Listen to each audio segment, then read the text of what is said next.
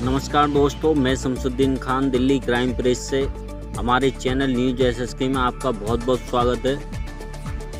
दोस्तों, आज हम आपके लिए लाए हैं देश विदेश की बड़ी खबरें। इसलिए दोस्तों, चैनल को देखने से पहले लाइक और सब्सक्राइब जरूर कर लें, क्योंकि ये वीडियो बनाने में हमें काफ़ी मेहनत करनी पड़ी है। दोस्तों, आज की एक और बड़ी खबर निकल कर आ रही है कि एलएसी पर तनाव के बीच भारत और चीन के विदेश मंत्रियों की अहम बैठक, 5 बातों पर बनी सहमति। एलएसी पर जारी तनाव को कम करने के लिए भारत और चीन के बीच बिंदुओं पर सहमति बन गई है। भारतीय विदेश मंत्री एस जयशंकर और उनके चीनी समकक्ष वांग यी के बीच गुरुवार को मॉस्को में हुई बैठक में इस पर सहमति बनी। एक शीर्ष सरकारी सूत्र ने जी न्यूज के सहयोगी चैनल वियन को बताया कि दोनों नेताओं के बीच 2 घंटे तक चली बातचीत में 5 सूत्रीय एजेंडे पर सहमति बनी, ताकि सीमा पर जारी तनाव को कम किया जा सके। इस संबंध में एक संयुक्त बयान भी जारी किया गया कि जिसके मुताबिक दोनों पक्षों की सेनाएं अपनी बातचीत जारी रखेंगी और अपने स्तर पर काम करने के प्रयास करेंगी। नंबर 1, दोनों पक्षों की सेनाएं अपनी बातचीत जारी रखेंगी और अपने स्तर पर तनाव कम करने का प्रयास कम करेंगी। नंबर 2, सीमा से जुड़े मामलों पर विशेष प्रतिनिधि तंत्र एसआर के माध्यम से संवाद जारी रखा जाएगा। नंबर 3, पूर्व के सभी समझौतों को ध्यान में रखा जाएगा। नंबर 4, मजबूत द्विपक्षीय संबंधों के लिए सीमा पर शांति जरूरी है। नंबर 5, सीमा क्षेत्र में शांति के लिए विश्वास कायम करने के लिए प्रयासों में तेजी लाई जाएगी। सुशांत सिंह केस में मुख्य आरोपी रिया चक्रवर्ती ड्रग्स मामले में 22 सितंबर तक मुंबई के भायखाला जेल में है। रिया ने अपनी जमानत के लिए मुंबई के एक विशेष अदालत में याचिका दायर की है, जिस पर आज फैसला आने की उम्मीद है। सुशांत सिंह राजपूत की मौत से जुड़े ड्रग्स मामले में गिरफ्तार रिया चक्रवर्ती और उनके भाई सौभिक चक्रवर्ती की जमानत याचिका पर कोर्ट ने कल सुनवाई पूरी कर ली थी। आज आदेश पारित कर सकती है। Narco taxi control bureau NCB ने रिया चक्रवर्ती को मंगलवार को गिरफ्तार किया था और उस दिन कोर्ट ने 22 सितंबर तक की न्यायिक हिरासत दे दी थी। इससे पहले मंगलवार को मजिस्ट्रेट अदालत ने रिया चक्रवर्ती को जमानत देने से इनकार कर दिया था। इसके बाद रिया ने जमानत के लिए दूसरी बार प्रयास किया और जिस पर आज फैसला आएगा। दोस्तों, एक और बड़ी खबर निकल कर आ रही है जो हमारे तुम्हारे लिए बहुत बुरी खबर है। सीरम इंस्टीट्यूट ऑफ इंडिया ने गुरुवार को कोरोना वायरस वैक्सीन के लिए भारत में ह्यूमन ट्रायल्स रोक दिया है। ऑक्सफोर्ड यूनिवर्सिटी की ओर से कोरोना वायरस वैक्सीन को विकसित किया जा रहा था। ऑक्सफोर्ड यूनिवर्सिटी की ओर से हो रहे कोरोना वायरस वैक्सीन के लिए भारत में ह्यूमन ट्रायल कर रहे सीरम इंस्टीट्यूट ऑफ इंडिया ने गुरुवार को ट्रायल्स रोक दिया है। सीरम इंस्टीट्यूट ऑफ इंडिया ने एक बयान में कहा कि हम स्थिति की समीक्षा कर रहे हैं और एस्ट्राजेनेका द्वारा परीक्षणों को फिर से शुरू किए जाने तक भारत में परीक्षणों को रोक रहे हैं। हम DCGI के निर्देशों का पालन कर रहे हैं और परीक्षणों को लेकर आगे कोई टिप्पणी नहीं कर पाएंगे। पुणे स्थित वैक्सीन निर्माता द्वारा ये घोषणा drug control general of India VG Somani द्वारा कारण बताओ नोटिस जारी करने के बाद की गई है। उन्होंने इस नोटिस में स्पष्टीकरण मांगा था कि जबकि रोगी की सुरक्षा के बारे में संदेह अभी तक अस्पष्ट है, तो ऐसे में संस्थान ने कोविड-19 वैक्सीन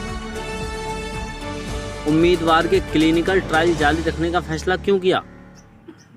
ये नोटिस उस घटना के मद्देनजर जारी किया गया था जिसमें ब्रिटेन के एक वेंटिलेटर संदिग्ध गंभीर रिएक्शन होने की सूचना आई थी। इस वॉलंटियर को एस्ट्राजेनेका और ऑक्सफोर्ड विश्वविद्यालय द्वारा संयुक्त रूप से विकसित किए जा रहे एक वैक्सीन उम्मीदवार कोविशील्ड का बूस्टर डोज दिया गया था। दोस्तों, एक और बड़ी खबर निकल कर आ रही है कि राहुल गांधी के निशाने पर मोदी सरकार। कांग्रेस नेता बोले 12 करोड़ रोजगार देने थे, 14 करोड़ छीन लिए। राहुल गांधी ने कहा कि केंद्र सरकार की नीतियों के कारण करोड़ों का रोजगार छिन गया है और GDP में ऐतिहासिक गिरावट आई है। कांग्रेस के पूर्व अध्यक्ष राहुल गांधी ने गुरुवार को आरोप लगाया कि प्रधानमंत्री नरेंद्र मोदी सिर्फ अपने चंद मित्रों की बात सुनते हैं और उनका विकास करते हैं। उन्होंने कहा कि आज देश का युवा मोदी से अपने हक का रोजगार और उज्जवल भविष्य की मांग कर रहा है, पर PM चुप हैं और युवाओं की समस्याओं को अनदेखा किया जा रहा है। राहुल गांधी ने अन्य ट्वीट में कहा कि केंद्र सरकार की नीतियों के कारण करोड़ों लोगों का रोजगार छिन गया और जीडीपी में ऐतिहासिक गिरावट आई है। पार्टी के स्पीक फॉर जॉब्स अभियान के तहत उन्होंने ट्वीट किया कि मोदी सरकार नीतियों के कारण करोड़ों नौकरियां चली गई और जीडीपी में ऐतिहासिक गिरावट आई।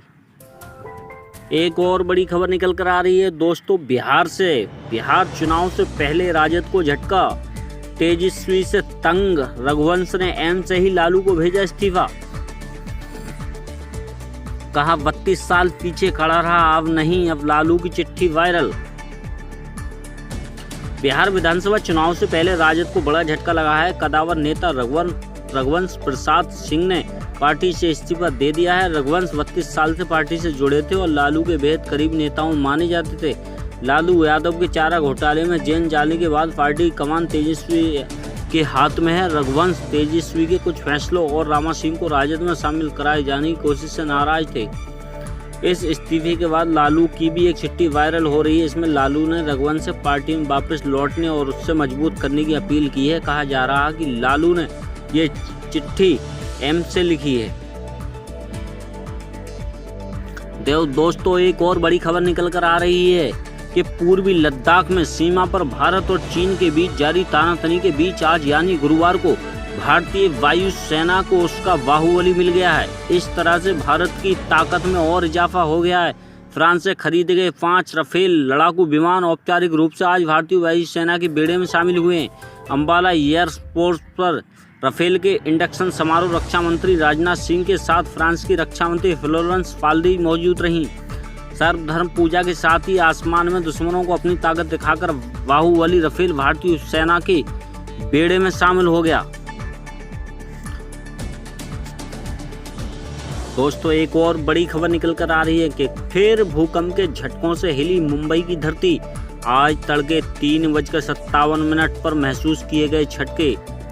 मुंबई में बीते कुछ समय से कुछ दिनों पर लगातार भूकंप के झटके देखने को मिल रहे हैं। आज फिर भूकंप के झटकों ने मुंबई वालों को हिला दिया है। मुंबई में आज तड़के 3:57 पर भूकंप आया, जिसकी तीव्रता रिएक्टर स्केल पर 3.5 मापी गई। ये जानकारी नेशनल सेंटर फॉर सिस्मोलॉजी ने दी। बताया जा रहा है कि इस भूकंप में किसी तरह के हताहत होने की खबर नहीं है और न ही किसी जानमाल का नुकसान हुआ है। ये भूकंप ऐसे वक्त में आया जब माया नगरी में रहने वाले लोग सो रहे थे। जैसे ही भूकंप के झटके महसूस हुए, लोग अपने घरों से बाहर निकल आए। दोस्तों एक और बड़ी खबर निकल कर आ रही है कि निलंबित IPS अफसर अभिषेक दीक्षित व मनीलाल पाटीदार की संपत्तियों की होगी जांच। अधिकारियों के लिए काल बने। यूपी के CM योगी आदित्यनाथ ने शुक्रवार को ऐलान कर दिया कि भ्रष्टाचार के मामले में जीरो टॉलरेंस नीति पर चल रहे। मुख्यमंत्री योगी आदित्यनाथ 2 IPS अधिकारियों को सिर्फ निलंबित करने पर संतुष्ट नहीं मिली। CM योगी आदित्यनाथ ने भ्रष्टाचार तथा कार्य में शिथिलता के मामले में निलंबित प्रयागराज के SSP रहे मनीलाल पाटीदार की संपत्तियों की भी जांच कराने का निर्देश दिया है। प्रयागराज में SSP के पद पर अपने कार्यकाल के दौरान अभिषेक दीक्षित पर भ्रष्टाचार के साथ ही कार्यालय में शिथिलता और मतों पर प्रभावी नियंत्रण न होने का आरोप है। महोबा के SP रहे मनीलाल पाटीदार पर घूस मांगने के साथ ही अपराधियों पर अपेक्षित कार्रवाई न करने का आरोप है। इन दोनों अधिकारियों के खिलाफ मुख्यमंत्री का रुख बेहद सख्त हो गया है। अभिषेक दीक्षित तमिलनाडु कैडर के अधिकारी हैं और 2018 में प्रतिनियुक्ति पर उत्तर प्रदेश आए थे।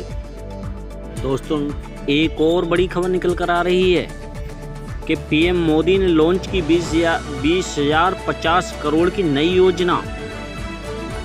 प्रधानमंत्री नरेंद्र मोदी ने किसानों की आय को दुगना करने के लिए सरकार के लक्ष्य के मद्देनजर गुरुवार को मछली पालन उद्योग के लिए एक नई योजना लॉन्च की। PM मोदी ने मत्स्य पालन सेक्टर में उत्पादन और निर्यात को बढ़ावा देने के लिए 20,050 करोड़ रुपए की प्रधानमंत्री मत्स्य संपदा योजना का शुभारंभ किया है। वीडियो कॉन्फ्रेंस के जरिए माध्यम से PM मोदी ने बिहार में मत्स्य पालन और पशुपालन क्षेत्रों में कई अन्य कार्यक्रम भी शामिल किए। PM मोदी ने ई-गोपाला नाम से एक मोबाइल ऐप भी लॉन्च की है, जो किसानों के पशुधन से संबंधित मुद्दों पर समाधान देगी। इन सभी नई सुविधाओं को लॉन्च करने के बाद प्रधानमंत्री मोदी ने पशुधन और मत्स्य पालन क्षेत्र पर ध्यान देने वाले किसानों के साथ बातचीत भी की।